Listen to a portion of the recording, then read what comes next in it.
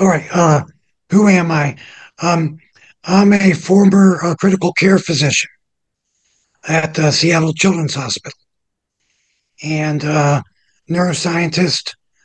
Did most of my early work on uh, chemotherapy and radiation therapy for central nervous system leukemia. So that's sort of very, hard science kind of work. Um, and all that changed for me one day when I resuscitated a little girl in Pocatello, Idaho. And after she was successfully resuscitated, after being underwater for 20 minutes, she said to me that, well, she described her entire resuscitation. And that was a time that I knew she was clinically dead. And we, of course, taped their eyes closed, because we don't want, dust and grit falling in their eyes. And yet she was able to describe everything that happened to her, even chance conversations between me and the nurses. And then when she saw the look on my face as she's telling me about heaven, uh, she pats me on the wrist and says, "You'll see, Dr. Morse, heaven is fun." And that led me to prospectively study near-death experiences at Seattle Children's Hospital. Over a 15-year period, we interviewed every survivor of cardiac arrest and carefully compared them to appropriate controls so that we could see that, wasn't their experiences weren't from a lack of oxygen to the brain or the scary, being in an intensive care unit, intubated, or the many medications that we give these patients, which can cause dissociation in theory. But our control patients, they fit conventional neurology. They didn't remember anything of experiences. Of course, as a medical student, I did work under the great Dr. Vernon Mountcastle, and I took care of a patient of his. He removed half of the patient's brain in an effort to control intractable seizures. And it was my job to then assess, the patient's neurological function. And it's had very little deficit, even though he'd lost half of his brain in surgery. He still had his memories, still had his personality, sense of humor, walked with a slight limp. And I said to Dr. Mountcastle, I said, what gives? This isn't the way I was taught, in neurology, that how the brain. And he looked at me and he said, "What the F do those neurologists know anyway?"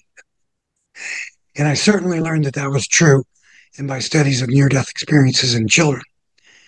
And so there can't be any doubt, scientific evidence today, that the process of dying involves actually an expansion of consciousness, not the cessation of consciousness, as we're all taught in school. But typically these patients are comatose and then they actually wake up at the point of death. A little boy once then asked me about his near-death experience, and he said to me, "But was it real? Because if it was real, you have to tell all the old people." And at that point, I decided to see whether or not these experiences are real. One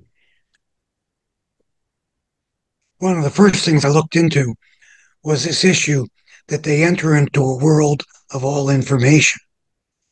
And I'm going to be very interested in talking and hearing Dr. Van Leeuwen. I hope I pronounced her name correctly, but Van the physicist. Yeah, thank you. Because my understanding of physics is that reality is actually an electromagnetic field which is embedded with information, and that this is an informational universe. And that's what children that visited it described. They said they knew everything. And they even described the process of losing all that knowledge when they return to their brain, implying that the brain is, a filter. So this, I think, indicates that the brain is perhaps an antenna embedded in this informational universe. And that is widely discussed in the theoretical physics literature for 30, 40 years now. So I learned to remote view because, after all, if we're capable of entering into the informational universe, then we should be able to retrieve that information. And sure enough, remote viewing is real. And that's been in the scientific literature, I think probably 40 years now. The children describe that as meeting dead relatives. One little girl said to me, we had to put a needle in her heart to resuscitate her. So that's near death by any definition. And she said that she was awake when that happened. And she said she saw her grandmother who had just passed. And she said, I was just so shocked to see her. And then she described herself as being back. And when I asked her, what does that mean? She said, I don't know. That's what I'm trying to figure out. So, this visiting dead relatives and the idea that individual consciousnesses persists got me interested in mediumship. Now, before I talk about, I applied for Bigelow Challenge to study mediumship. I think over 400 various scientific groups applied. We were one of 6 that won. But before I describe that, I just want to talk a little bit about this group that I'm so impressed with. Because one thing that really I learned is that the near-death experience world, they don't talk to the remote viewers. And the remote viewers don't want to be associated with mediumship. And just recently, the near-death experience, IONS, has sort of started to work with mediums. But for many years, we're not crazy, but those mediums, they're the crazy ones. And it's just so wonderful to see a group of people that has, obliterated those labels, because those are all irrational labels. Model, the physicist, I would love to have a conversation with them. I'm more of a neuroscientist and just a physicist, by self-education. But our model is that this is an informational universe, and we're connected through the hardwiring of our brain, specifically areas in our right temporal lobe that connect us with this universe. And if that's true, well then, a medium should be able to access the cluster of information that represents a human personality, should be able to access, any type of information. And remote viewing and medium are precisely the same. However, the other reason I'm excited about this group is science does not accept evidence alone. I know that Victor's website talks about that the evidence for the afterlife would prevail in a court of law, but not in the scientific world. In the scientific world, they need a mechanism, a theory that explains it. And I mean, you can look at the history of science. Um, there was plenty of evidence in the 1800s that washing your hands, surgeons and obstetricians, if they wash their hands, there'd be less deaths from disease. And that was ignored for 20, 30 years until finally the theory of germ theory, and germs were actually seen under microscopes. Only then could science change. And I think that that needs to be done with the science of the afterlife. I can't wait to read that book because that needs to be done. Because the truth is that materialism is dead. There's not even a theory of matter anymore. I mean, there's not even a generally accepted definition of matter. Reality is now thought to consist of electrons and quarks, which are both, electromagnetic, energetic forces. And there's no science that indicates that the brain creates consciousness. There's no science that long-term memories are in the brain. And yet that's what scientists believe simply because it's left over from the science of the 1800s. The science has to do with consciousness, and consciousness being one of the fundamental principles of the universe. One of the smartest scientists in the world, Robert Lanza, proposed that 25 years ago. But unfortunately, these same scientists don't talk to mediums, don't talk to remote viewers. And so the theory doesn't match the clinical applications in this reality. And that's got to change before any progress can be made. And that's what we attempted to do with the Bigelow study. Alrighty, so what was our study that we were funded by Robert Bigelow? I think people know he's a Las Vegas aerospace entrepreneur, billionaire, well known for his work with the Skinwalker Ranch. And I was part of that work with him. I've worked for him off and on over the last 30 years. So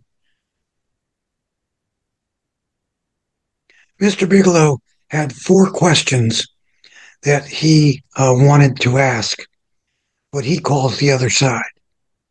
And I think that's probably a better term to use than to say the informational universe, which, I don't think resonates as well. But I think it also illustrates one of the is that scientists are using different vocabulary than practitioners.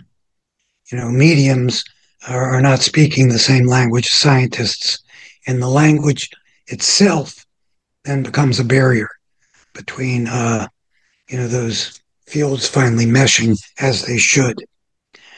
As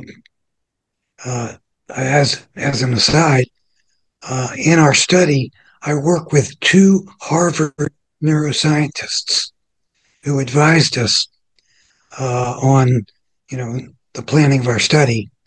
Both of them did not want their names associated in any way with our research because they felt it would be detrimental to their career. And that's what's got to change. We just have to see that mediumship is the clinical application of other physicists who talk about consciousness as being a fundamental principle of reality. Anyway, so Mr. Bigelow had these 4 questions. And these are very common sense questions that I think everybody has about the world today. He is very influenced by the work of Allan Kardec. I'm sure most of you are aware of his work, scientist in the 1800s who developed Spiritism, and he interviewed mediums and asked them similar questions. And his method was to ask the same question of multiple mediums and see if he got the same answers. So that's what Mr. Bigelow wanted us to do. And we interviewed a total of 19 mediums. His questions were, question basically is, since the time of Allan Kardec, what's happening with humanity? Has humanity failed in its spiritual progress? And if so, does that mean that the spirit world has let down humanity? Are bad humans and bad spirits winning if we're failing in our spiritual progress? And I think, it's obvious why it's such a question with the horrors of Gaza and the divisiveness that goes on in the United States today and really worldwide. We're seeing this kind of hostility and anger in the public domain. So that was his first question. I mean, I know that many people. I know Gary. We work with August Go Forth, and one of his concerns was, wait a minute, is that really the role of the spirit world? I mean, should we be actually challenging the spirit world? Hey, have you guys failed us? But that was the question, and it is a reasonable one. A lot of people have that question. Why do bad things happen to good people? Why have we done everything right, and yet still terrible things are going on? His second question was, what has the spirit world done for us? And his third question was, what has the spirit world done for us lately, since the time of Allan Kardec? And his fourth question was, are there saboteurs or earthbound spirits or bad humans sabotaging mankind's spiritual progress? So these questions may seem naive. However, I do want to tell you that one of the very first messages that we received from our mediums was that these questions were in fact inspired by the spirit world. And when you hear the answers, I think you'll see why. These are questions that ordinary people have, not spiritually, elevated people, not people that, I think, common sense kind of questions. But I really didn't think that I could ask a medium these types of questions. As stated, one of the problems I know from remote viewing is that when the information from the informational universe comes to us, it's filtered through our own brain and our own preconceptions. So let's say, for example, we're remote viewing the Eiffel Tower, and the information comes through, it's tall, people are going up and down it, it's in a big city, it's a landmark. This kind of information is coming in, and then our own brain jumps in, because we're ego bound, we want to be right. We go, aha, it's a Seattle Space Needle, I got it right. And then skeptics go, man, why does he think he can remote view? He was remote viewing the Eiffel Tower, he thought it was a Space Needle. Obviously, there's no truth to remote viewing. Remote viewers get around that problem by targets as numbers. Numbers get rid of the internal mental noise. So we coded our questions as numbers. So I didn't ask the mediums. We would ask them to contact their entity, telling them we had questions for them. And then we would just say, instead of has failed in its spiritual progress, instead we would say 897-284-325. and waited for the answer. And I have to tell you, to our great astonishment, the mediums answered the questions. And there can be no doubt that they answered the questions to the point. I'll give you an example. For the first question, has the spirit world failed humanity, and has mankind failed in its spiritual progress? I asked one of the mediums to contact one of her entities, and she contacted the voice, the all that is one. And then she said, I have questions for you, but I don't know what they are. I only know a number. And the entity said to her, don't worry, we do know the question. And it immediately said to her, you can't measure progress by success or failure. That's not the role of humanity. That you're here to learn lessons, and failure is part of that progress. So, I mean, obviously that was pertinent to the question. So we asked our 19 mediums that question. I have to tell you, I'll come back to the first question, but the second question was even more interesting to me. Mr. Bigelow asked us that we had to really, I'm just telling you, we had to hold the spirit world's feet to the fire and ask them very specifically, how did, in fact, the spirit world help humanity? I mean, I know, but come on. I mean, they're our funding agency, and this was our task, and they funded us, and that our job is to fulfill, both our own purposes, which is to understand the science of mediumship and to answer their questions. So we approached one of our mediums. This medium works for the FBI, has worked for the FBI for 27 years as a psychic. So she's obviously the real deal if they've employed her for that long.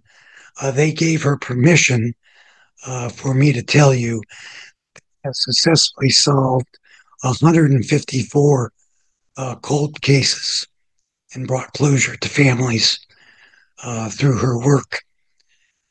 So I gave her the question, again, as a number. And she's a deeply religious Roman Catholic. And, just like the near-death experience, people have to get over the fact that one person sees heaven one way and another person sees heaven completely. And yet they're both having the same experience. So we have one medium that's contacting, the all that's one, and she's contacting the Trinity because she's a deeply religious Roman Catholic. That's how the spirit world communicates with her. So I gave her the number, and she said, a woman is coming to me, and she wants to answer the question, and she's showing me tablets. She wants me to feel them. They're made of stone. They're curved on the top. They have numbers. There's 10 numbers. And there's writing after each number. But I can't read the writing. And that rings true to me because I know from remote viewing, interacting with the universe is a right brain skill, and the left brain is our language skill. And so by and large, remote viewers have a very difficult time with language, reading things. It's hard for them to read writing. So that, this made sense to me. But she clearly was being shown the 10 Commandments. And this clearly was the informational universe, the other stuff, rising to the challenge. We held them to the fire. We asked them for specific examples. And sure enough, they said, "You ever heard of the Ten Commandments?" You know, you don't think that the spirit world has tried to help humanity? Uh, well, why don't you, for the our first piece of evidence, we're going to show you the Ten Commandments. And uh, I thought very pertinent. Um, in fact, I came to believe that our entire experience with our 19 mediums was actually one uh, lengthy conversation, presenting information to humanity. Third question was, well, what have the spirit world done for us lately? Using our tech of numbers, again, gave a very robust answer to that question. For example, one of our mediums is a high school graduate in Fort Wayne, Indiana. She has no interest in chemistry, or anything like that. She works for the VA as a claims processor. When I gave her the number of that question, she drew the ring. She said, "I don't understand it, but I'm being shown this diagram," and she drew it for me. The benzene ring was given to Kukulay, who was a German chemist in the late 1800s. It was given to him in a spiritual vision. No way that this medium in Fort Wayne, Indiana, knew that. And in fact, she didn't even know what the question was. So clearly this was a clean, clear communication from the spirit world saying, "Sure, you want an example? Well, we gave the benzene ring to Kukulay in a vision. The benzene ring led to Germany's industrial might, led directly to World War I, which the medium was then told led directly to the League of Nations, the first United Nation. And she was given a clear message that you have to stop worrying about war. You have to stop worrying about conflict. Those are all opportunities for spiritual development. The entire purpose of this segment of the answer was to say, sure, we inspired the benzene ring. We knew it would lead to Germany's industrial might. We knew it would lead to the conflict of World War I. And that was part of our spiritual provocation, I guess is a good word, our way of teaching humanity. And, then our final question was about earthbound spirits. And there was a very nice, clear message there. It's humans. Humans are to blame or at fault for their own lack of progress. But then they quickly said, it's not a lack of progress. We're parents watching children to walk. Of course, you're going to fall down again and again and again. Of course you are. And it's not our job to intervene.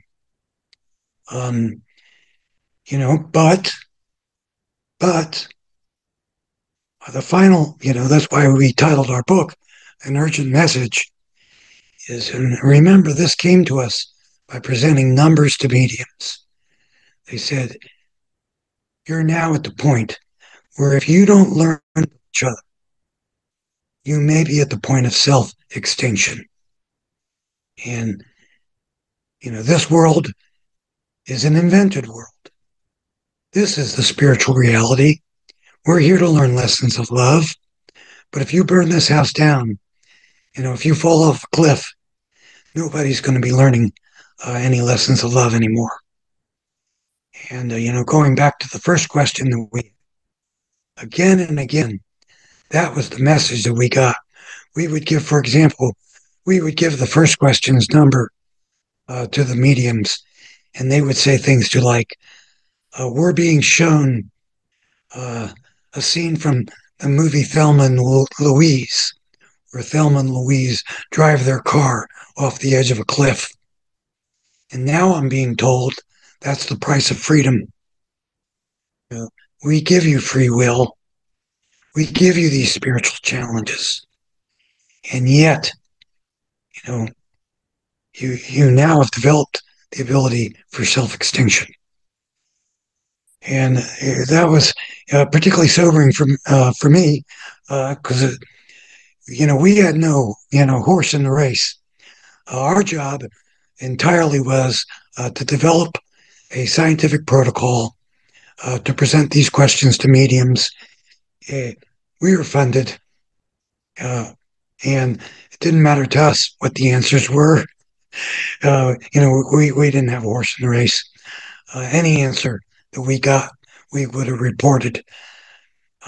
Our main interest was developing our scientific protocol, developing standards for mediums. Our mediums had to show that they were remote view, or we accepted them into our study. They also had to show that they could influence the flow of electrons with their mind for at least 20 minutes out of a 30-minute session.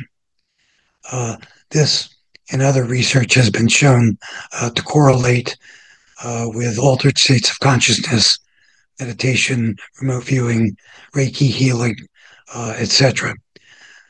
And then one of my co-workers is Dr. Guiona from Spain. He's, I think, one of the world's experts in the idea of the brain as an antenna.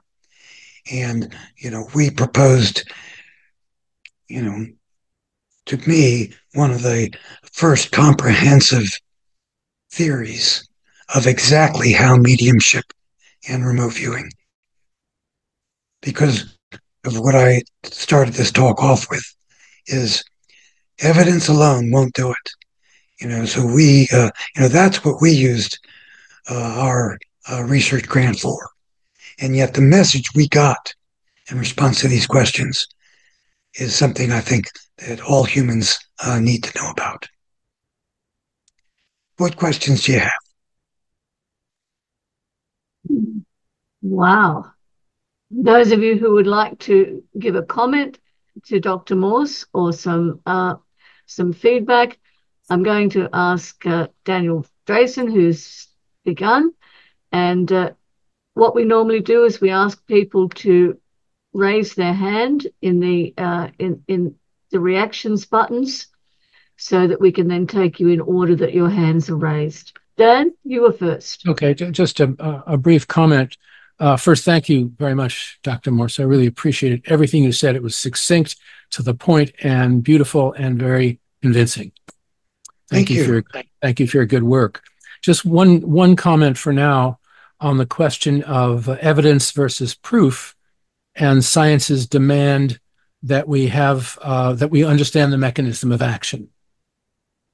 My question is, how many things have we accepted routinely over the centuries as perfectly real without understanding their mechanism of action? I mean, the sun gave plenty of light for millennia or beyond without our understanding nuclear fusion. We had plenty of communicable diseases before we discovered microbes. So isn't there a bit of dislocation about that insistence? What do you have to say about that? Well, your point is perfect and well taken, and I can't wait to read your book. There's two issues. One is that the old guard has to die off. Young neuroscientists don't have a problem talking about mediumship. We have to wait patiently until they become chairman of the department.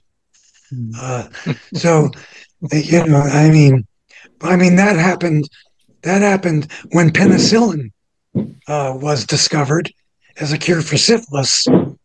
Well, remember that at that time there was plenty of heads of the department whose reputation was on, the ins and outs of the complex of syphilis that now overnight were made obsolete. And yet they didn't just give it up. They have mortgages to pay. Their kids want to go to private school. So they resisted penicillin. It really took, a new generation to come in. The second thing, though, is I don't think the general public understands science. And I don't think that we do a very good job of explaining science. And I'd like to go address the issue of the idea that this is an invented reality. That is, in fact, what modern neuroscience says. And for anyone who's interested, PBS has a 6-part series called The Brain, in which they very nicely show this. And then the physicists here know this as well, but we don't actually perceive reality. We invent it. Even colors do not exist in nature. Because reality, as we talked about, is an electromagnetic field. Space are actually created by our brains, so it's independent even of time and space. We have biological sensors in our body that sample that electromagnetic field, converts that electromagnetic energy into bioelectric impulses, which go to our brain. And then, for example, for vision, there's 7, 8, 9 different levels in which those signals are processed. Emotion and memory is combined. And then finally, we have a product that we consider, that we think is reality. It's not. And so that's why I think it's very difficult to tell somebody, well, here's one of my favorite dilemmas. People say, well, isn't the near-death experience just neurochemicals? Isn't it some sort of hallucination? Yes, that's right. It's just a hallucination, and it's just neurochemicals. Because everything that we experience is neurochemicals and hallucinations. The difference is, though, that the color red is something that we've all agreed upon. I mean, we spend years, months and years when we're 2 and 3 years old, being told over and over again, this is red, this is red, this is red. But when it comes to spiritual realities and spiritual perceptions, we don't have a common vocabulary. So one person says, heaven, one child, it's a bupton and a golden field. Another person, it's a field full of flowers. And, and it sounds like that's contradictory. And so, many theoretical physicists have made the same point, that we just don't teach modern physics. We should be teaching it to elementary school students. And, if that happened, then people could start to embrace their spiritual side instead of right now. In the United States, the hallmark of the valid spiritual experience is for someone to say, you're going to think I'm crazy, but, and then they tell you, some beautiful experience that you could start a religion over, and yet they themselves doubt that it's real. And that's because they don't understand that their whole concept of reality is something that they've invented anyway. Does that address your A long answer, I guess. Yes, it was, A brief question. it was a wonderful long answer. The other Oh, thing, I'm glad you brought up the perception of color, because we can all agree that something is red, but no two of us will actually perceive it the same way, right? So we can consistently label it, which is fine and practical, but I can't know how you perceive red, Yeah. Right. etc. Yeah. Anyway, so that's it. I want to make space for everyone else who has their hand up now. Thank you, Dan. Dr. Morse, when I saw your name on the upcoming schedule, I thought, oh, I've read that guy's books. I know I have. But I had to have you explain it was the experiences, the near-death experiences of children before I remembered which one it was. And I remember as part of that wave of near-death experience books that came out, as I recall, the 90s. Am I right? Yes, that's correct. Right. And it was part, yours and others were part of the inspiration for me to write about my own experience of the afterlife through lucid dreaming and unconscious projection made conscious by meditation, because I realized there was an entirely new generation of people that had, because a lot of these near-death experiences books were quite bestsellers. And I realized there was a whole new audience ready to find out about the afterlife over and above the quite good books written about the afterlife by mediums, 50, 70 years before. But these were modern people that needed to see what the afterlife was like, then around the millennium. So thank you for that. You and your colleagues made it easy for me to proceed into that. Thank you. Wow. Yes. And the next thing, when you said about different communities not coming together, scientists, remote viewers, psychics, it's true. I've had one foot in the psychic community, if you like, the OB community, and also another foot for the last 30 years in the UFO alien community. I don't do any original research, but I know several people that do. And I try to help bridge this by channeling not just celebrities and politicians, but people involved in the UFO community to see what they were thinking about now that they were, quote unquote, dead. I don't know how much effect it had, but, I tried. And so, again, that sense of communities, not trying to bring them together. And the third thing I want to mention to you, you talked about hallucinations and normal reality, quote unquote, being a hallucination. Well, again, as you can see by looking at my face, I belong to that 60s, 70s generation who took LSD and mushrooms, and we realized hallucinations were incredibly powerful. And then talking to each other afterwards, we would go, well, okay, if the couch started to move across the room as a part of a hallucination, then what is our normal reality? Is that a hallucination? Now, of course, we'd have all these conversations quietly because it was illegal. You couldn't talk about it in public, never mind your parents. So now we live in a world where psilocybin is being prescribed legally to people with depression.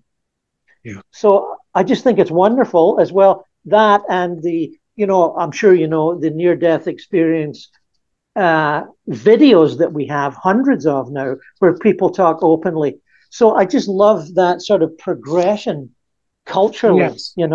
I agree. I think there's been tremendous progression. And I think that there's now even another generation of people that take the near-death experience for granted. Yes, I think so. As a matter of course. And, and that's why I think IONS, groups like that are now starting to talk to mediums. Whereas 20 years ago, I think, they were just recovering from everybody thinking that they were crazy. And it's true. I mean, it's shocking to me as a physician. I was a pediatrician, and I was always taught, if a mother says to you that a baby is crying excessively, you're not supposed to say, well, oh, actually, that baby's not crying anymore. And it's just you're too sensitive. You're supposed to embrace their experience. And yet, back in the 1970s and 80s, when we started our research, physicians would tell patients that they did not have a near-death experience, that they were crazy, that it was not a hallucination, and that they should try to forget about it. And it's shocking to me that a physician did that. And yet that did in fact happen. Even nursing staff told me that kind of thing, that they would hear physicians say that sort of thing. And that, at least today, that's not happening anymore. Yes, well, it's great to hear you speak, and I hope you come back and talk with us again. Please do. Anytime. Yes, I would love to come back, Wendy. There's obviously a lot we can talk about. We would love to have you, Melvin, as part of our community. We'd love to have you just drop by every Sunday. We're here and we have interesting talks every week. So you be part of it. We'd love to have you. 5:00 on Sunday is a great time for me. Well, do you have to send me a link, or no, is it's the same link that we have every week, same one. Great to have you with us. Thank you, Gordon. Hyacinth? Dr. Morse, I've heard about you for a very long time. I'm happy to say that I find that more and more people are talking about it, and they can't any longer say it doesn't happen. You must know Dr. Pim Van Lommel. Yes, because as he was saying, what happened with one of his patients under anesthesia, he says, they didn't teach me this in medical school. That's what, maybe because you said something like that, because this is what's happening, and more doctors are finding it, and they have to agree. So it's coming. I'm hopeful. Thank you. Carry on the work. I've got to tell you a story about Dr. Van Lommel. All right, so in the world of medicine, we look for prospective studies as the gold standard of clinical research. So our study of children's near-death experiences was such a study. We didn't take, volunteers. We didn't have to retrospectively go back, try to figure out, from a chart whether somebody's near death or not. And we published in the American Medical Association's pediatric journals. Dr. Van Lommel contacted me because he did a similar study in adults, a much larger study. But I met with him because, we wanted to compare notes and, make sure that his study, reinforced and built on our study. And his study was published in The Lancet, which is arguably the world's most prestigious medical journal. So when people, on Facebook today, people go, oh, but this isn't scientific.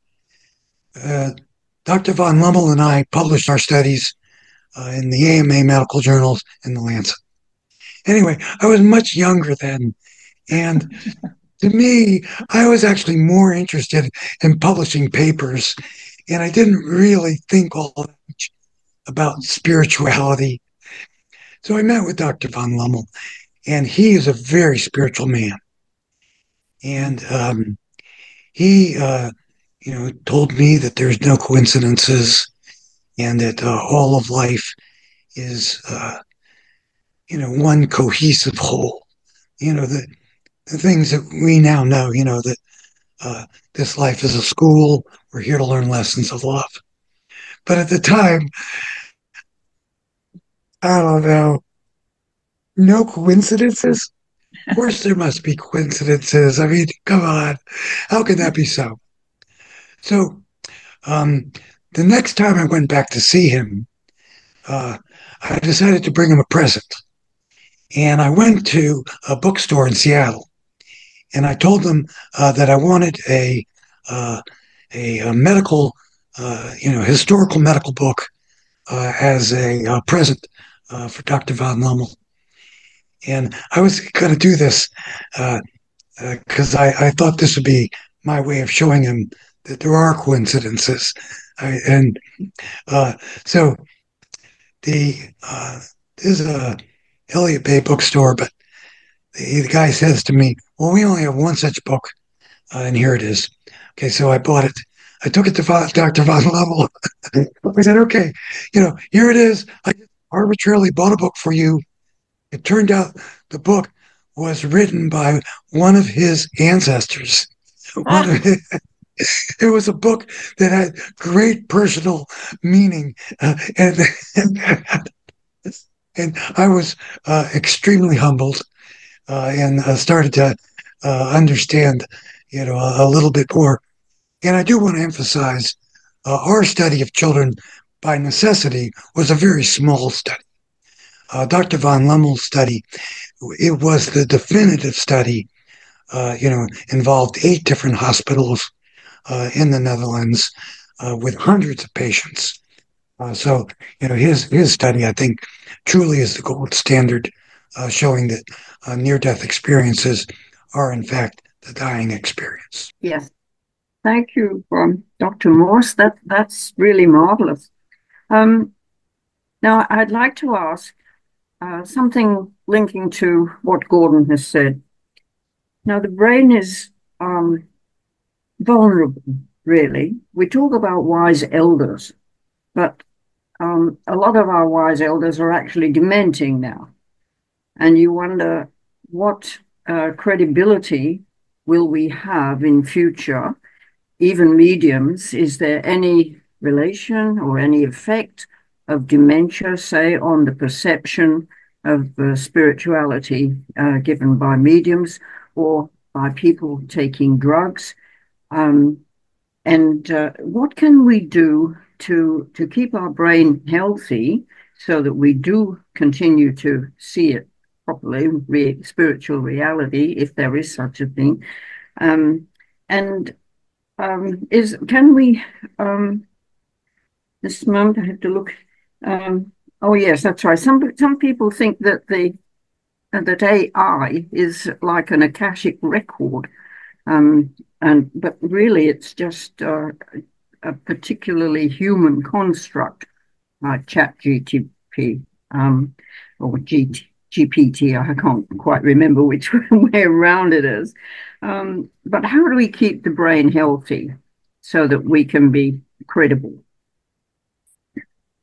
Well, talking to you as a neuroscientist, not as a researcher in spirituality.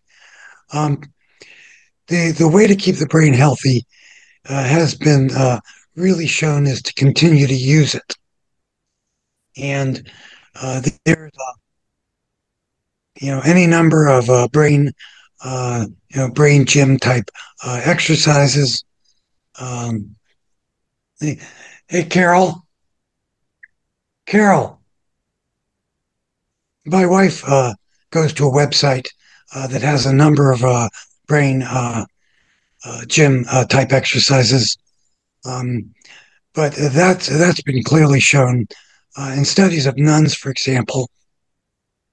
They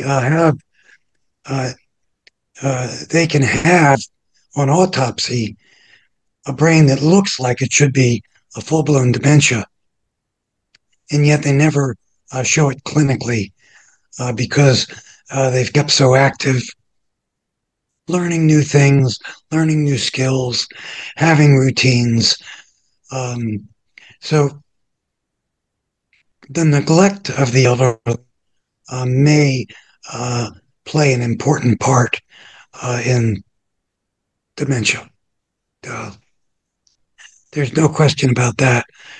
I think that that's a far more promising pathway than some of the new drugs that are coming out, various supplements and things like that.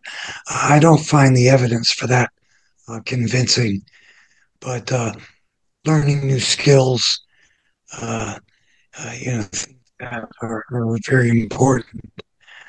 This is an aside, but it's a fascinating one. In severely demented patients, there's a phenomenon known as terminal lucidity.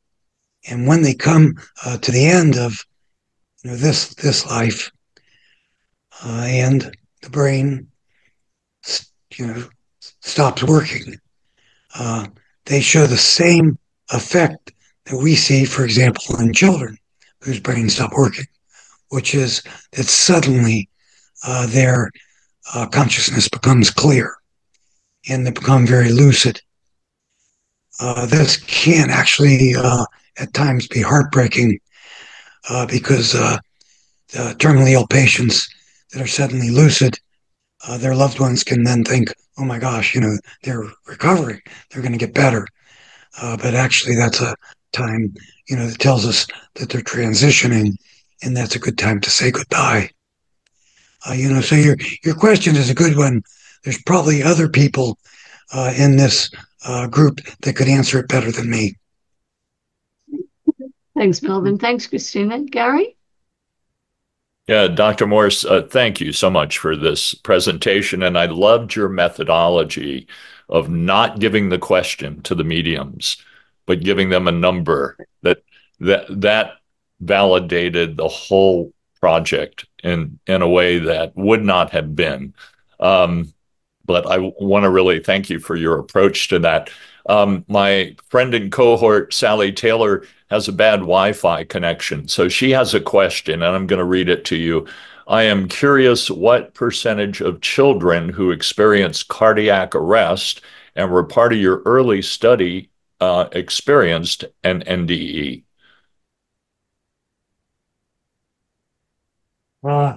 Virtually all of them. 24 out of 26 children. So, that tells you something. Unlike what you see on television, it's a bad thing for your heart to stop beating. Excuse me. In a 15-year period, we only found 26 patients criteria, which is full recovery, without any neurological handicaps, etc. But 24 out of 26. Dr. von Lummel in adults had a much lower percentage. I have often wondered whether that's because adults forget their near-death experience, or they trivialize it, or subconsciously suppress it. That's just a speculation on my part. I do want to tell you, though, so 24 out of our 26 patients reported a near-death experience, which is we defined as being conscious at the point of death. Most of the children just described the light. I saw a light, had a lot of good things in it. I had a light, it told me who I was, where I was to go. But listen to one patient that was a negative at our study. So this young girl was fishing with her father and a family friend in Lake Washington. And she stood up, as a child would do, stood on the edge of the boat, showing off for her dad, and unfortunately flipped over, and she couldn't swim and sank into the water. Her dad and the family friend desperately free drove to find her. And it was an overcast day, and they couldn't find her in the murky darkness. And, when I went to interview them for our study, he told me that suddenly they saw a light, in the water, and they swam towards the light, and the light was her glowing. It was from her body. And they then retrieved her, took her to the surface, and she ultimately survived. But she had no memory of her near-death experience, of the experience at all. So we had to, say that she was a negative result. However, the father was so astonished by this the next day, he and his friend rented scuba gear, and they went down and they sat at the bottom of Lake Washington because they wanted to know, maybe it was just some kind of, diffraction of light, or maybe some sort of stray piece of sunlight, or, some sort of coincidence. People always think that people want to believe, that that's one of the reasons for the near-death experience. They want that they went to heaven. That's not my experience. My experience is that mostly they doubt that it happened, that they think it was unreal. And this dad certainly did not believe his experience. And the family friend wouldn't even discuss it with us. He said, I don't even want to talk about that day. What happened that day was too crazy. And yet, I think it's very interesting that although she didn't describe a light, she was by a light, and that led to her resuscitation. Well, isn't this also very much like, I think we all have out-of-body experiences, but we don't always bring them back to conscious awareness. So in the near-death experience, it doesn't mean that you're always going to retain the memory of what transpired. Yeah. So I think that's what's happening in adults. Again, this is just speculation on my part, but I've talked to too many adults who have said to me, I didn't have a near-death experience. I died. They resuscitated me a bunch of times. I didn't remember it. And then I'll just ask them a few little probing questions like, do you remember this? Do you remember that? Did anything like this happen to you? And suddenly they'll go, oh my God. For example, I talked to one man, and he was driving in the family car. He was in the back seat, and the family car was in a severe accident, and his parents died, and he had been lying down in the back seat taking a nap, and he survived. And he told me, I didn't have a near-death experience. And then he was saying his parents were going 70 miles an hour. And I said, well, how did you know that? He said, well, I saw the speedometer. I said, well, you just told me that you were in the back seat. How did you see the speedometer, in this car crash? And boom, right then he's, oh my God. And he remembered his experience. So I do think that, adults, children, if you've heard children's experiences that I had, they're actually not stories. They don't tell a story the way adults do. They tell these little fragments. They tell these fragments of a powerful experience that they don't understand. And they just try to, they go, saw this and I saw that. And, whereas I think adults are more driven to actually, describe a narrative. And then if that narrative connects with their internal model of reality, then they suppress it. Well, thank you. That's my speculation. Yeah, I concur. Thank you so much for your answers. Thanks, Gary. Ellen? Dr. Morse, I am absolutely fascinated by your work. Thank you so much for coming on and sharing this.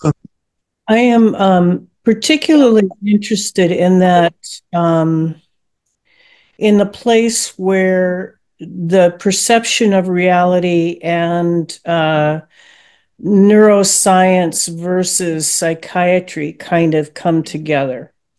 And I don't know if you're familiar with Dr. Stanislav Grof's work. Do you know of him? I have to tell you. Because I have a question, but I'm curious if you're familiar with his work. Somehow, my career led me to the place that I am today. Because not only as a medical student at Johns Hopkins, I worked under, I did a neurosurgery rotation with a Dr. Montcastle, but I did another rotation at Mount Sinai Hospital in Baltimore, where Stanislav Groff at that time was working. I'm very familiar with his work. Dr. Groff at that time was giving hallucinogenics to dying patients and to severely depressed patients.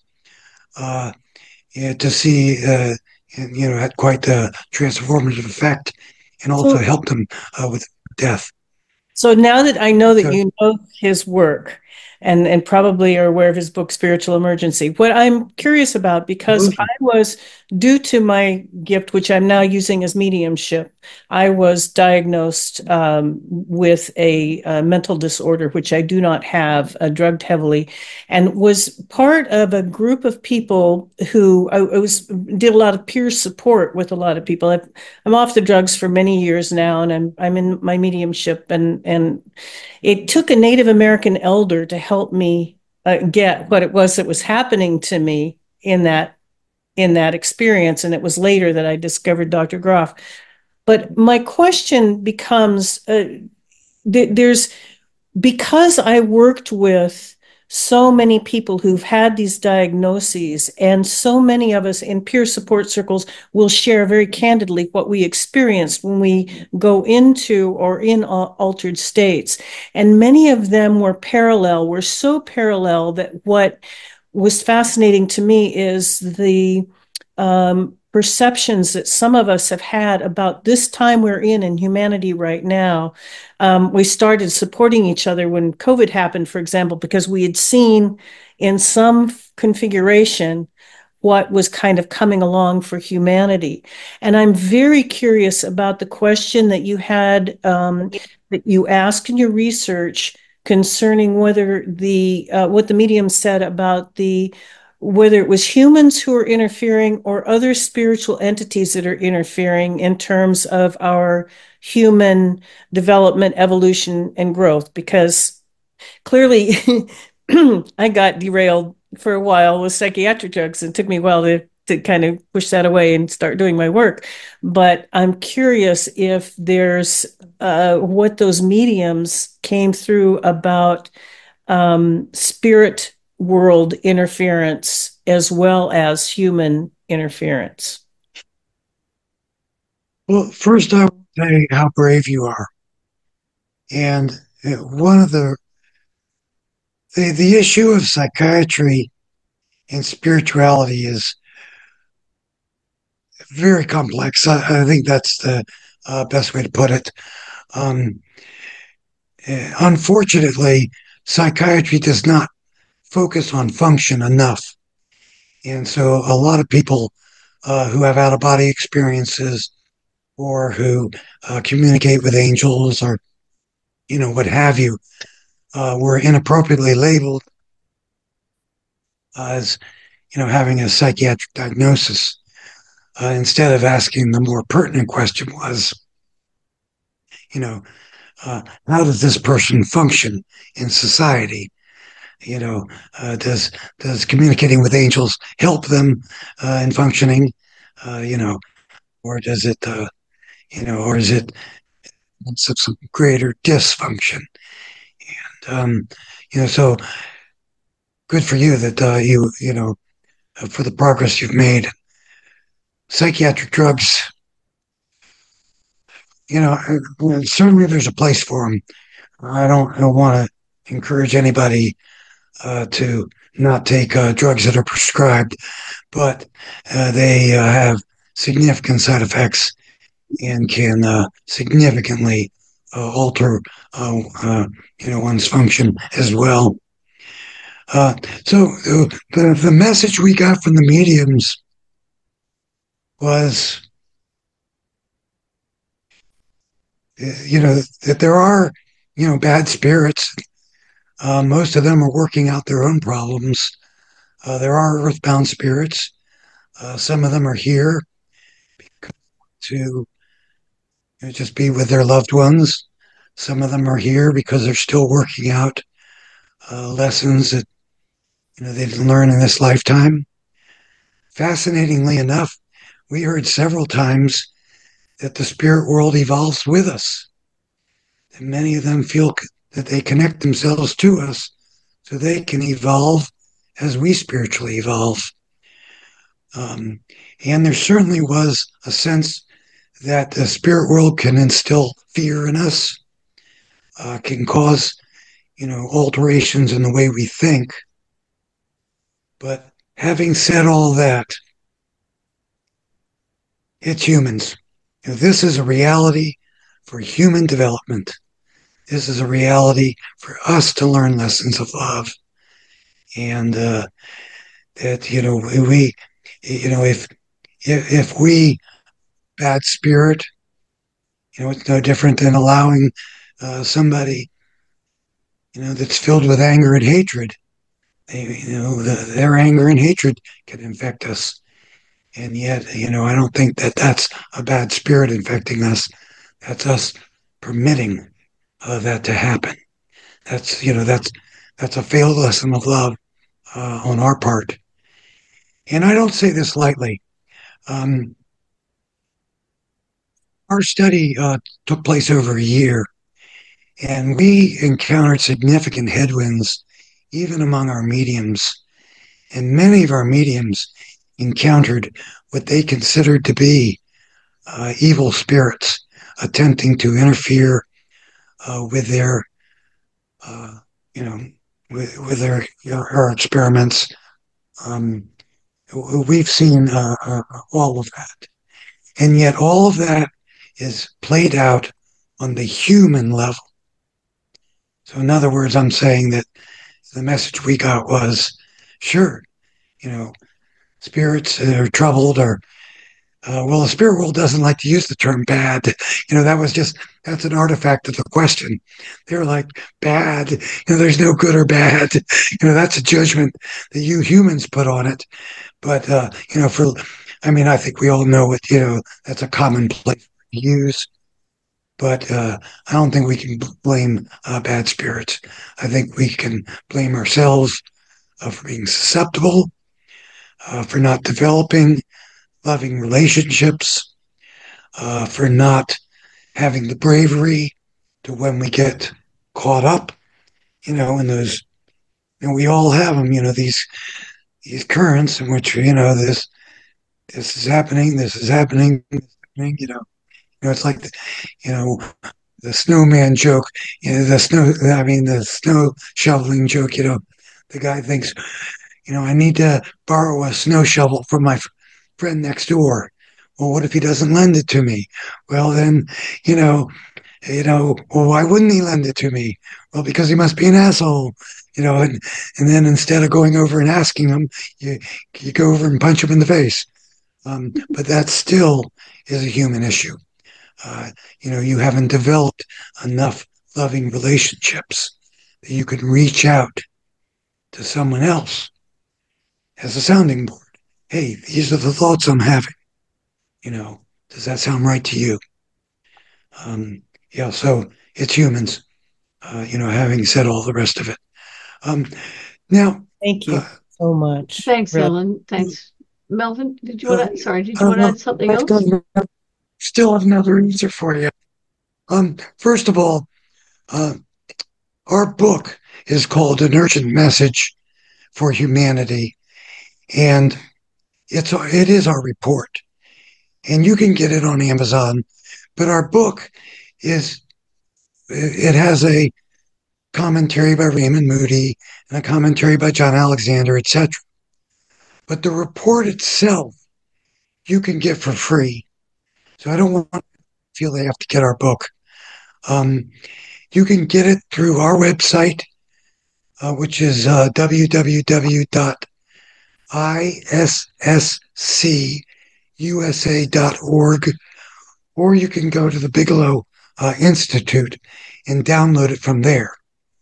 And the reason I'm bringing that up in answer to this question was this question number 4 about earthbound spirit resulted really in an encyclopedia of earthbound spirits.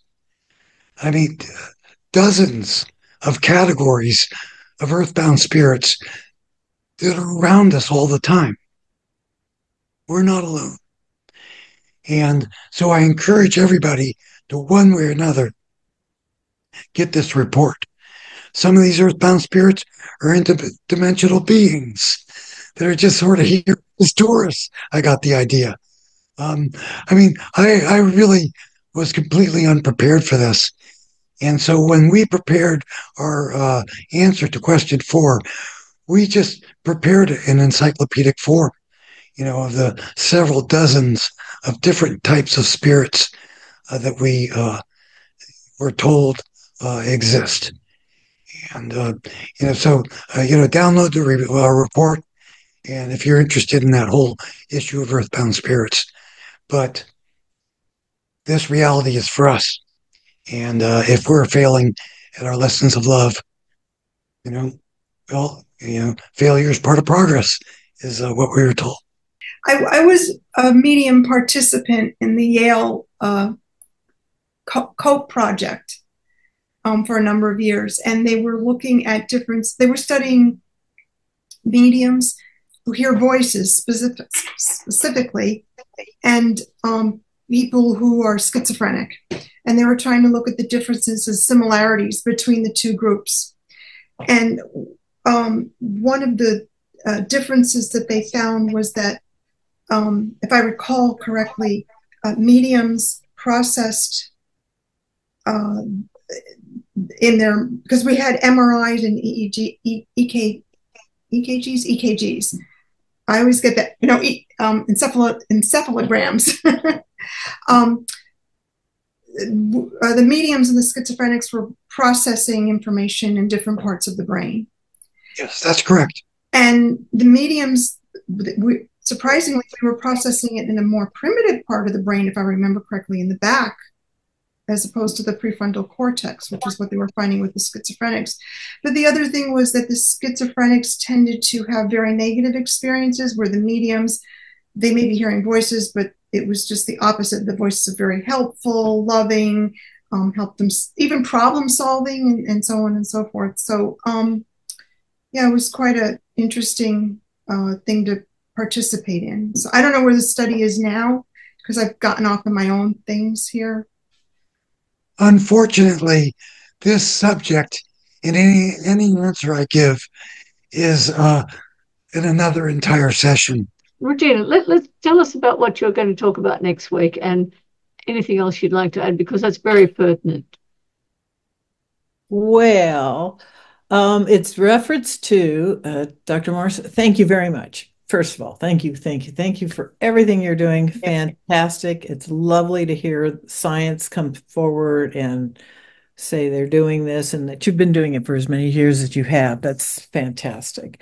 So, but in answer to the question number 4 with the earthbound spirits, et cetera, that's what we're going to focus on next week. And I'll be there. So we're really, both myself and Jeannie and Dan Drayson will be there and answering questions, but we're really trying to encourage people. It is about humanity. It is about the decisions we make.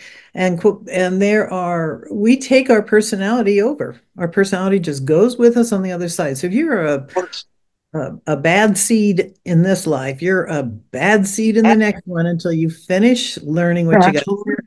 Right. And it's amazing how we go forward when we encounter these other individuals. Because, I'm sure you've learned this with all the different mediums you were working with, is that one spirit will not see the other spirit, and you can see both of them. I mean, I've seen several of them in a room, and yet they don't know the other one is in there. So that's always fun. But you also know that at that point, they're at different vibrational levels and different learning levels. So it's exciting to hear the science behind it, which is you and all of the other fellow professionals that have worked for that direction to understand this. But I did want to say one comment in regards to all the science, all the measuring. There is no theory or mechanism to measure consciousness. We can't measure consciousness. It's ever expanding. We can measure parts and points and little things, and we can plug ourselves into all sorts of stuff, but they really can't measure consciousness. It's what you're saying. It's magnetics. Oh, It's energy. the human brain is the measurement. The human brain is the measurement. Yeah, we don't give credit that it's our brain. It's our brain, but when you extend beyond it as your spiritual self, it's beyond your physical body. But Regina, I'm going to tell you a story that's a metaphor that I hope meshes with this. When my mom died, it was very difficult for me, and I had asked her to not leave me, and she did, and she left me at a time that I was not, available. I was, 10 minutes late to getting to her bedside.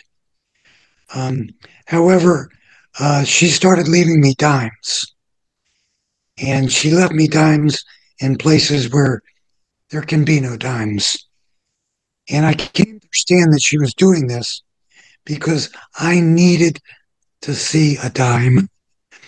That I came to understand that if she appeared to me as a ghost, or, if I had seen her, I would have gone, oh, that's a crazy hallucination. That's not real. But this dime was, to me was real. Mm-hmm. But after I did my mediumship study, I started communicating directly with her.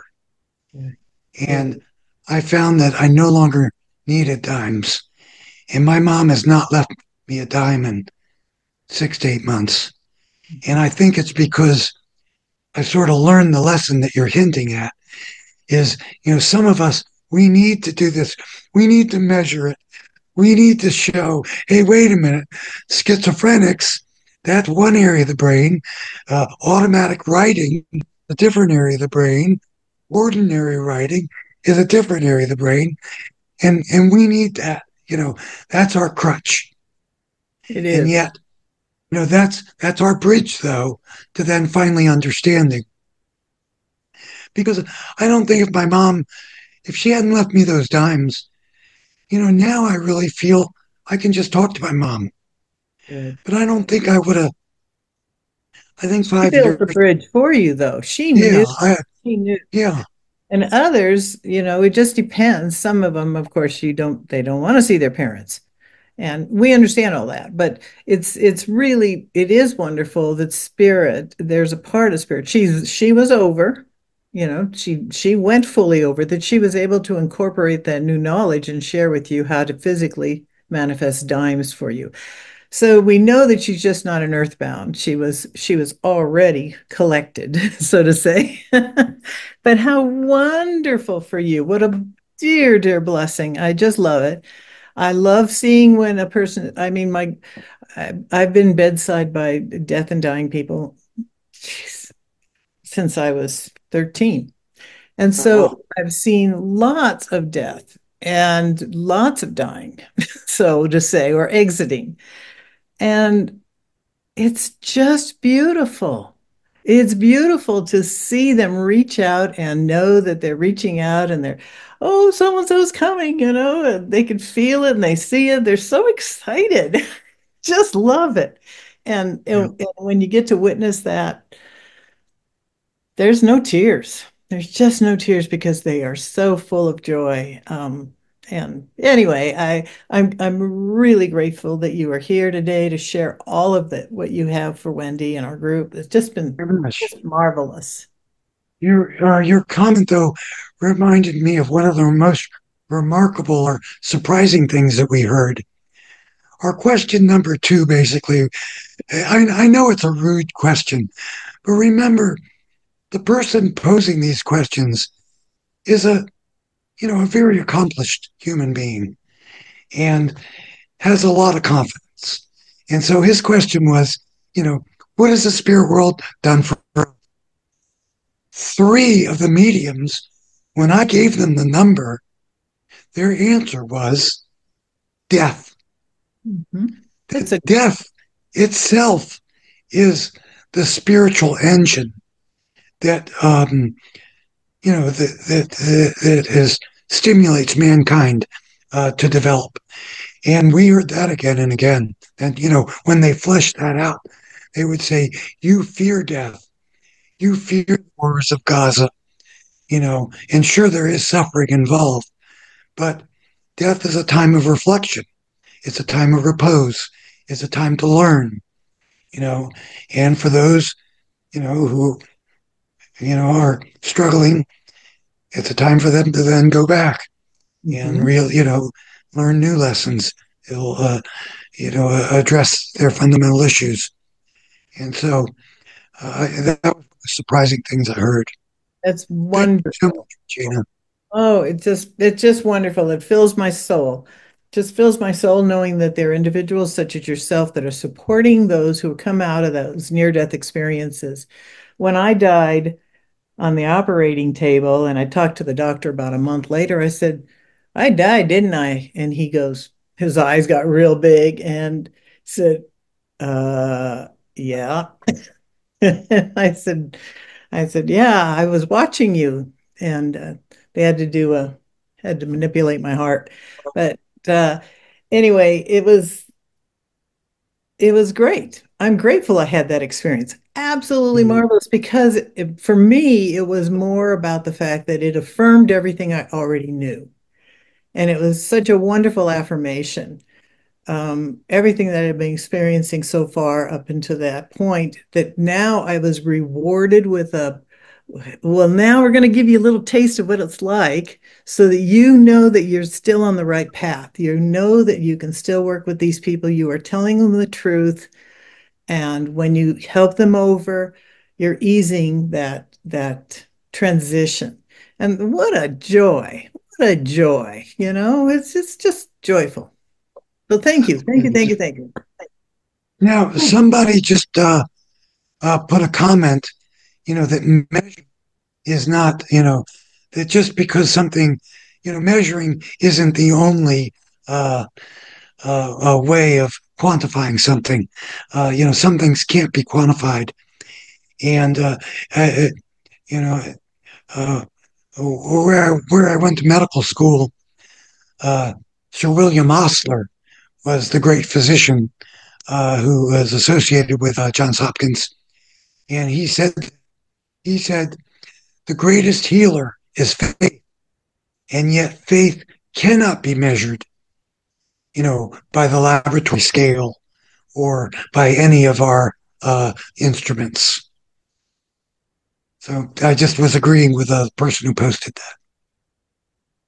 Hello, Dr. Morse. Thank you so much. It was wonderful. On the earth-based energies that are here, are they affecting the world scene, like behind the scenes, or can we affect their effect on humanity by doing what we can do to invoke the higher powers and the higher energies and raise our own vibration? Or does it matter in the whole scheme of things? I think that other people here could answer your question better. I will tell you what little I know of it. Because, I'm really new to the world of mediumship, and the information that we got in our study was all new to me. It's not really been, my area of research, prior to getting this grant. However, the message we got was we posed these questions as numbers. So what we heard was the spirit world triggered an ice age because they felt that humanity needed to be shook up a bit and moved around. That the spirit world was capable of, inspiring the weapons of war of the Iron Age, which led directly to the Axial Age, which was the birth of the great religions. However, the message we got was that it's mostly on the individual level, that they're not really here to shape, humanity's progress. We did ask them specifically about stuff like, why are you permitting, Gaza? Why are you permitting, these wars, etc. The answer we got was, we're not permitting anything. That's what you guys do, and that's part of your lessons and part of your struggles. That they really talked about working on the individual basis, and it's really inspiring to know that and my mom isn't just with me at all times, but that they really painted a picture of that they're with us at all times, whispering to us, encouraging us, doing things that we don't even understand, like encouraging us to take a job at a different place in the country because that's necessary for us spiritually. And I've heard that from my studies in near-death research. We did a study of our children when they grew up. We interviewed them, 15, 20 years later, asked them, what was it like, a life of living with a near-death experience? And that's the kind of comment we heard. We heard, well, my life has importance and meaning. And, me being younger, I would think, oh, God, now I'm going to hear that, they're a cure for cancer or something like that. And they'd see the look on my face and they'd say, no, you got it all wrong. Maybe I'll walk across the street and somebody will have to brake their car, stop their car because I'm there. And that'll lead to a chain reaction of events that will then help somebody down the road. Maybe that's why my life is important. I just know my life is important, even if I don't know the specifics of it. And that's a sense it's a very personal relationship between us and the spirit world. But I think that the other people here who are mediums and more knowledgeable, I'd like to hear what they had to say. Yes, hi. Thank you for your presentation. It was very informative. Really got a lot out of it.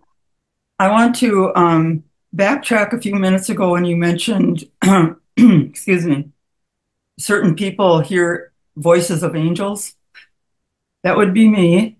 And it happened quite spontaneously back in 1986 on the day that my fiance passed away suddenly. And I had this voice in my head calming me down and telling me that that now our work together could begin. And I thought I'd lost my mind. I went to check myself into a psychiatric hospital because, when you hear voices, there was nothing to compare it to at that time. And that was like 38 years ago. And I kind of muddled my way through it by following what the angels were saying to me, that basically I had to have that experience to awaken. I'll put it that way. Yeah. And I've dedicated my life to helping people heal by using or by listening to the angels and what they want to say to people. I have published a magazine for 30 years, I think, the Inner Voice magazine, currently online monthly. And I've written 2 books, just published, You Can Talk with Your Angel. So isn't that apropos for today? Yes. And I'm working on a 3rd, and I have an idea for a 4th, all because of the angels, I believe, influenced me to listen to them and let me know that I wasn't crazy from hearing this odd voice in my head. And maybe that's why so often we're not listening to these spiritual voices, is we do have that fear. And I certainly know that that's why my mom left me dimes, because probably if she was speaking in my head, I would have had the same kind of reaction. Might have But our frightened. medium study, the mediums were, well, not really the mediums, the entities speaking through the mediums were very clear that it's our failure to listen to them, that they are talking to us and influencing us and nudging us. And, that people are light workers and that we're not, unfortunately, these light workers are not our political leaders by and large, and so, we're listening to the wrong voices, so to speak. Unfortunately. We heard that again and again and again in response to the questions. And, the questions basically were, one way of summing it up is, why isn't the spirit world helping humanity more? And one answer is, what you're addressing with your online journal. We're not listening to our inner voices enough. That's right. That's exactly right. Mm-hmm. So thank you again for your presentation and the opportunity for us to listen to your voice. Oh, you bet. Thank you. And by the way, thank you, Dr. Morse, for a wonderful presentation. I've enjoyed every minute. But yes, I've started a small video-based project where I'm having just everyday people tell their stories of afterlife communication with their loved ones. I believe that it's incredibly common and just not talked about. And so people question their own experiences just because they don't hear of other people having similar experiences.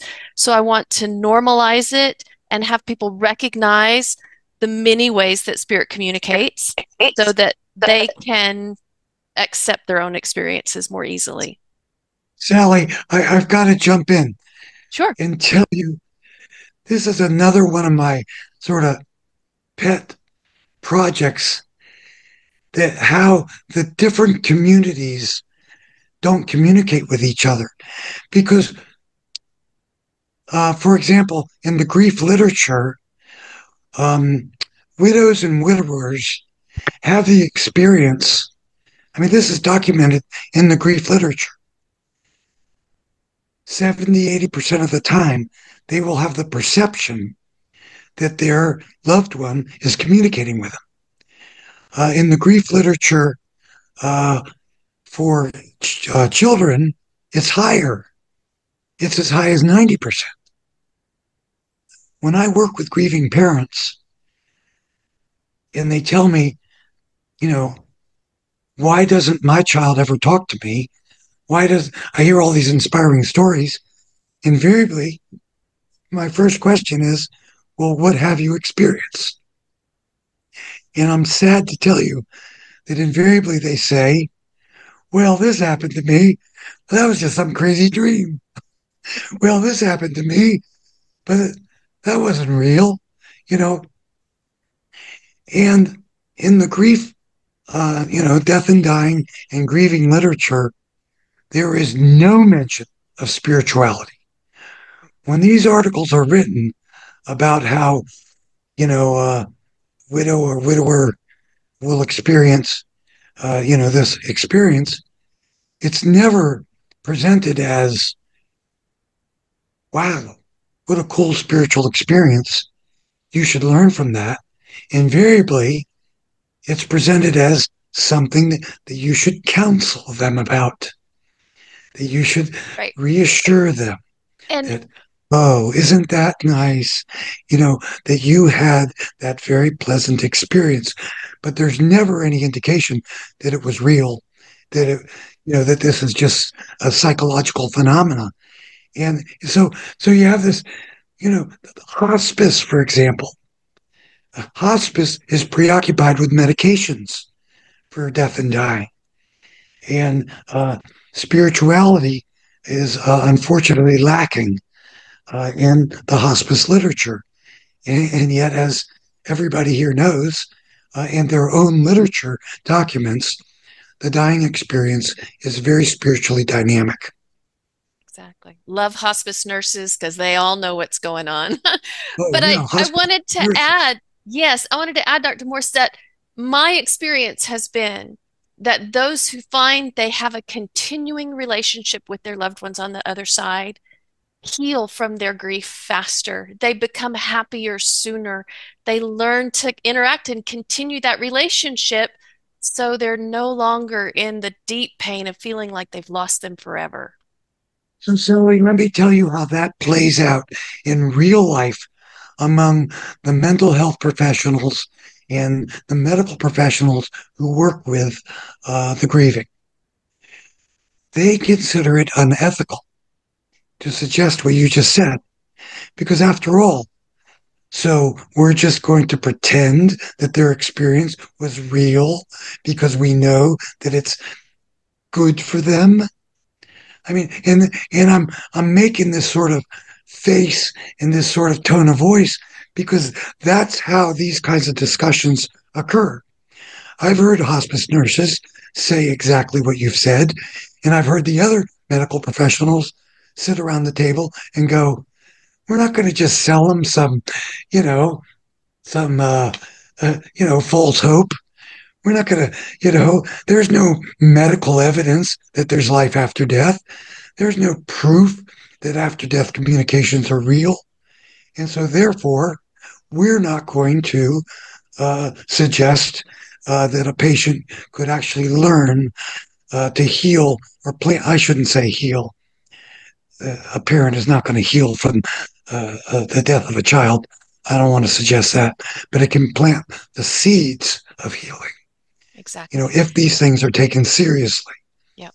And I do have a son that is on the other side, and it was absolutely the discovery that he continued to exist and that I could continue to have a relationship that has given me purpose again. So remember I told you about the little boy who said to me, "But was my experience real?" Okay, here's his parents were ski instructors in the Seattle area. They were coming home late at night and driving snow. Their car flipped over a guardrail and went into a river below. It took us, well, they were saved by, there was a guy who was following their taillights in the blinding snow, and suddenly he saw their taillights disappear. And I don't know if I would have done this, but when the taillights disappeared, he was like, "What happened?" And so he stopped his car and he went and looked for them. He saw that they had flipped over a guardrail. So he called the responders, and we didn't arrive till, I don't know, 45 minutes later. And it was a difficult resuscitation. Basically, if you're not warm and dead, you're not dead yet. So it was freezing water. So he had this experience, wanted to know if it was real. But when he said that, his mother said to me, "I want to know if his experience is real too. Because if his experience was real, then mine was too." And here was her experience. She was able to free herself from the car. She was able to kick out the windshield and swam to the surface, and then sat on rocks and was covered with blankets, etc. And her husband appeared next to her. Just, one thing, about these experiences, very real. They're just as real as this experience because we create this reality. So, of course, it's real. It's only in movies that ghosts look ghostly. They're real. I mean, they appear real to us.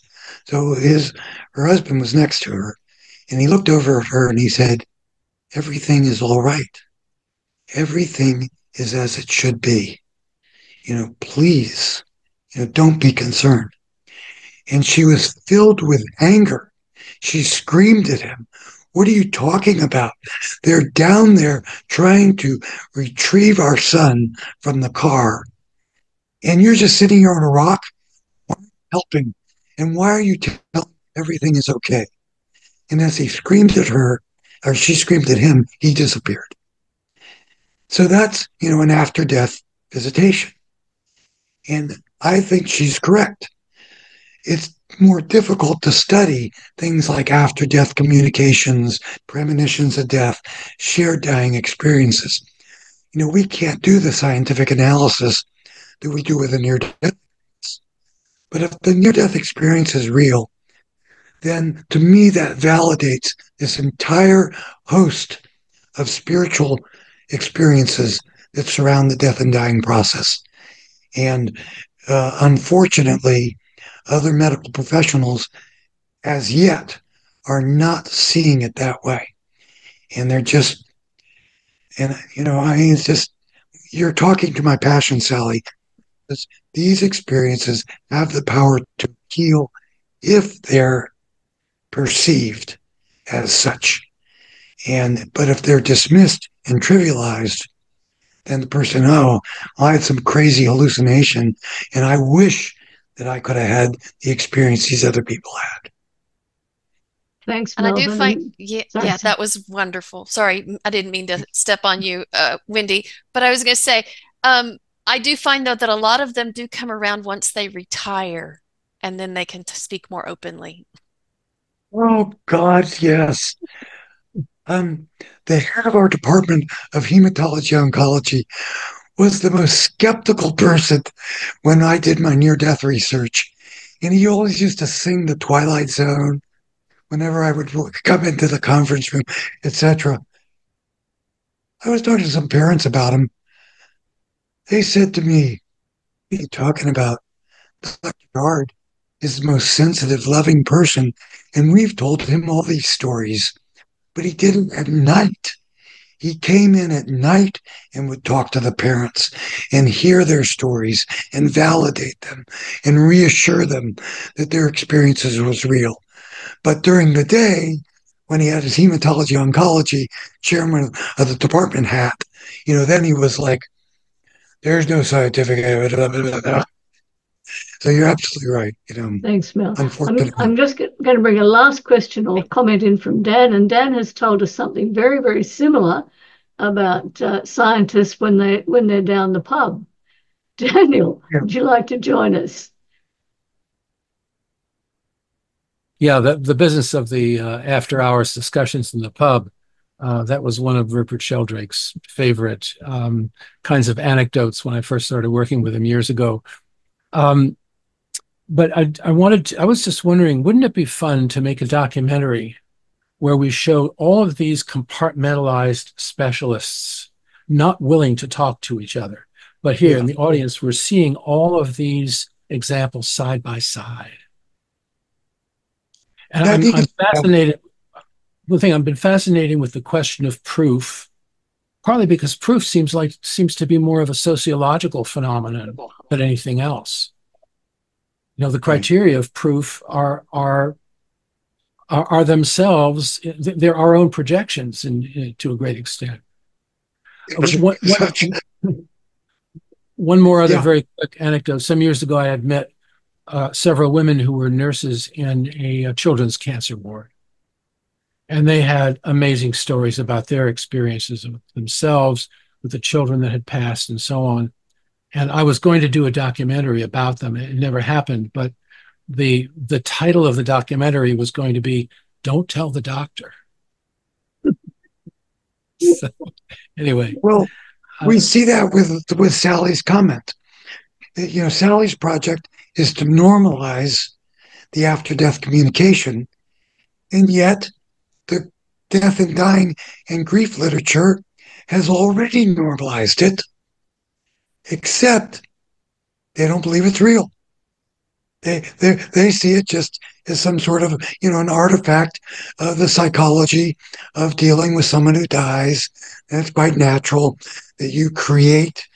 From a scientific standpoint, the contortions that they have to try to explain why somebody would see, their dead loved one appearing before them, that they go, well, because they've seen him so many times, and so they're replicated the image again and again and again. there's no science to their scientific efforts to explain it. I think one of the best models, and I've had discussions with some scientists about that, and they tend to agree. Look at astronomy, modern conventional astronomy, as an example of how the experts, the acknowledged experts, are almost week by week being forced to open their minds and extend their knowledge and admit that, we don't know everything. Because the amount of data we're gathering now in that field is incontrovertible. But why aren't people aware that in our field, we're similarly flooded with this incredible richness of new data? This brings us full circle, Daniel. Back to what Dr. Moncastle told me. Neurologists, what the F do they know? Wonderful. He was talking about his fellow Johns Hopkins neurologists. What the F do they know? You're absolutely right. Well, this is bringing us to the end. And just before we go, I want to put a plug in for Life with Ghosts. Gary, would you like to talk about the group? One of the things we try and do on this group, Melvin, is when people come in and they have a lot to say, we say, would you like to start your own group? Would you like to have a Zoom group? And we've now got 20 Zoom groups a month that we publicize, and we get people to come in on all different things. Gordon Finn does one on spirit rescue. And one of the groups that we promoted right from the beginning was the Life with Ghosts group, which is now getting 500 and 600 people per episode once a month. Gary, Gary is the co-host of that group. Would you like to just quickly give it a plug? Because it's on tomorrow. Sure, yeah. Stephen Berkeley did the film Life with Ghosts. And I don't know if you've seen it, Dr. Morse, but it's I'd like to. Yeah, it's available online. Okay. But it's because he did the film, I think he had a huge following. And so he's had some good guests. He does it once a month. And it's you'll find it in the Friday Afterlife report listed for the groups. And I also, 5 years ago, our dear friend Karen, who has transitioned, twisted my arm and got me to start an Afterlife book club here. And so that's been going for almost 5 years now. So Wendy's really been an inspiration to all of us that are interested in this subject and getting the word out to people. I mean, if it has one person has an epiphany from what we're discussing here, you know what? We've done something fantastic then. So exactly right. Well, thanks, Gary. And what I love about the Life with Ghosts group, it specifically seems to target widows and widowers who are actually having communication with their deceased partner, but thinking they're going crazy as a result. And it's about legitimizing that. And it's also about some of the techniques now of after-death communication, which we also have a lot of people in this group promoting. Thank you, Melvin, so much. It's been a wonderful, wonderful talk. And thank you, everybody else. Thanks, Dan, Gary, Sally, everybody else. Next week will be fabulous. I know that. And we'll be looking forward to seeing all of you that can make it next week. Thank you so much. And we'll be in touch with all of you. Thank you. Thank you all. Beautiful. Thank you. Thank you, Wendy. Great afternoon. Thank you, Dr. Morse. Thank you. Very welcome. Thank you. Thanks.